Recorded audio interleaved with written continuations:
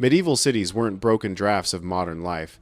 They ran councils, counted money, kept courts, taught Latin, treated the poor, and raised stone cathedrals that still tower over us. They also stank, argued, and fined you for dumping eel skins. If London was every vice in one place, why did people sprint toward its gates, step inside before the curfew bell slams them shut? Medieval people didn't sleep through history. As ships crossed the channel and market days multiplied, rural teenagers understood that city wages beat harvest pay. Villages by castles, monasteries, and river forks began to raise walls, set towers, and lock gates. Inside grew lanes of timber houses, overhanging gables, workshops at street level, beds upstairs, and a great church at the center setting the rhythm for taxes and bells. Markets braided these lanes together, pulling strangers into daily patterns that felt new and risky. Why ditch the manor? On estates, serfs were bound to land, marriages needed permission, and corvée days fed someone else's field. In town, skill turned into cash. In many places, residents who stayed a year and a day unclaimed could be recognized as free, a municipal magnet that pulled people through gates and into guild halls. Freedom here was procedural, not romantic, and it lived in paperwork, witnesses, and time. Freedom, though, was just the entry ticket. Once you crossed the threshold, the city ran on stone, keys, and fear of being locked out after dark. Walls weren't vanity, they were insurance. Towers interrupted the curtain, arrow slits frowned at the ditch, and gatehouses watched the roads. By day, traders, peasants, and pilgrims streamed in and out. At dusk, the bell warned, the doors swung shut, and the keys went to the night watch. The wall turned outside chaos into inside order unless someone opened a shutter to empty a chamber pot. Security was a choreography of stone and routine, rehearsed every evening. Urban form obeyed one blunt rule: functions mix. A forge next to a bakehouse, an inn beside a furrier, a granary shouldering, a fish stall. The names survive: Pie Corner, Fisher Row, Apothecary Street proof that street identity stuck to the work done on it.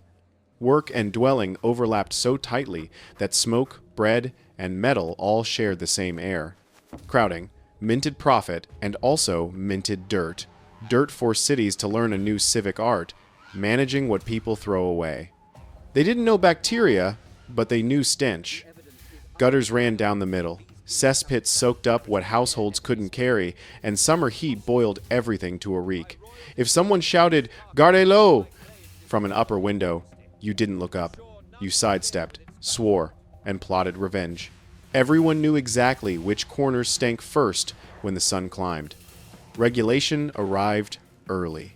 Councils fined people for throwing waste from bedchambers, ordered homeowners to sweep the frontage on a set day, and, after the Black Death of 1347, 1351 reaching England in 1348, tightened expectations around filth.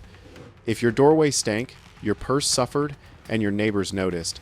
Public shame did as much work as the fines did. Orders are only words, unless backed by logistics. To make streets truly livable, cities needed routes, carts, and a budget line. Late 14th century records point to London experimenting with scheduled refuse collection, paid in part by fines on dodgy brewers. Picture a dozen carts hauled by 24 horses, moving set circuits. Householders kept rubbish indoors until they heard the bell and the wheels. York and Norwich ran weekly rounds. Coventry aligned its cart with the mandated Saturday sweep.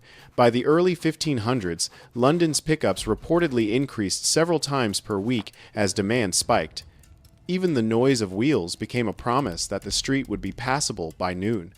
Visitors, animals, and markets still threw grit into the gears. Scavengers and rakers worked endlessly, scraping, hauling, and boating waste to dumps beyond the walls. At night, gong farmers climbed into cesspits with hooks and buckets, doing the foulest work that kept the rest of the city breathing. Their labor drew a boundary between the city's appetite and the fields that fed it. Cleanliness quieted the nose. But the city had another pulse to steady security when the sun went down. Some towns saw theft, assaults, and homicides rise in late 14th century worries. The pattern varied, but fear was real. Curfew was the fix. Bell, bolt, patrol. The watch questioned strangers. Aldermen prosecuted fast to keep order visible. Night turned commerce into caution and gossip into testimony. The city taught people to measure risk by the sound of that bell. The loudest dangers lived next door. A pot of urine thrown wrong, a heap of eel skins dumped outside a shop, a shouted insult at an alderman brawls started from small sparks. Coroner's rolls and court books record quarrels that leapt in a heartbeat from noise to knives. Urban peace was a negotiation, daily and personal. Neighbors learned to read tempers like weather and shut shutters early. Transition. Those ugly cases also show something impressive. Cities taught themselves to govern with fines and records instead of feuds and rumors. The eelskin episode isn't comic relief, it's property law in action. Dumping refuse at a rival's threshold attacked livelihood. Chasing the dumper with a stick was rough. Private enforcement. Tossing urine from a window risked public harm.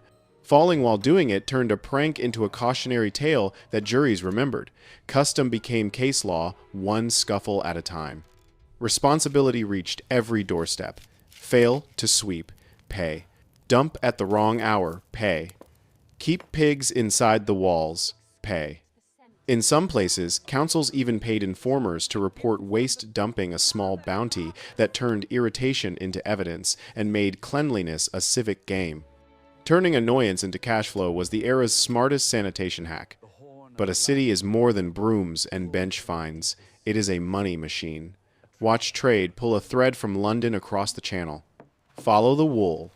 Sheep were clipped in English shires, brokers loaded bales in London, barges ran down the Thames, and ships crossed to Bruges and Ghent, where Flemish hands carded, spun, wove, and dyed cloth. Finished textiles fanned back across markets, some returning to England. That supply chain explains why those cities often shared similar sizes in certain periods. Along that route sailed contracts, credit, and gossip about prices. Urban populations were small by modern standards. Many towns counted in the low thousands or tens of thousands. Cautious estimates put London around 80,000, 100,000 by the early 1300s, before the 1348 plague in England cut hard. York and Bristol hovered near 10,000, 12,000. Most European towns were smaller. Exceptions existed. Paris could top 100,000 inches the 14th century, but hundreds of thousands were rare. Scale was modest, but density multiplied. Contact, conflict, and creativity. Money flows shape rules, and city rules wore guild seals, market books, and signatures in iron gall ink. Guilds protected craft. They set apprenticeships, tested skills, capped shop numbers, and policed quality. In return, members gained market rights, compensation in accidents, and a safety net when illness hit.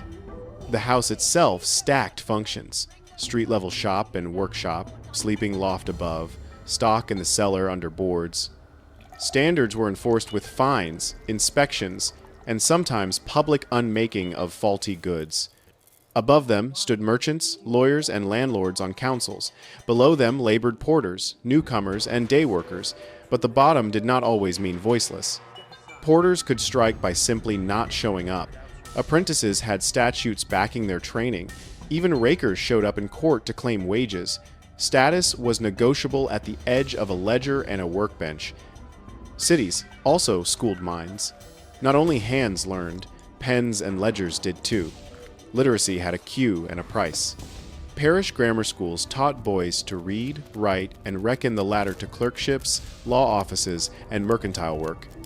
Universities bloomed early. Bologna, Paris, and Oxford drew students, loans, books, and arguments. Ideas moved on the same roads as wool and wine, and disputations followed trade fairs. Literacy changed class by letting memory live on parchment instead of in favors. Hospitals meant hospitia, houses for the poor, the ill, and pilgrims, food, beds, prayer, and some care. They weren't modern clinics, but they wove charity into the urban fabric. Parish churches handled souls, civic courts handled contracts, chancery scribes stitched both into parchment. Care was moral infrastructure as much as material service. And then there were projects that ate centuries' symbols of faith and engines of payroll at once.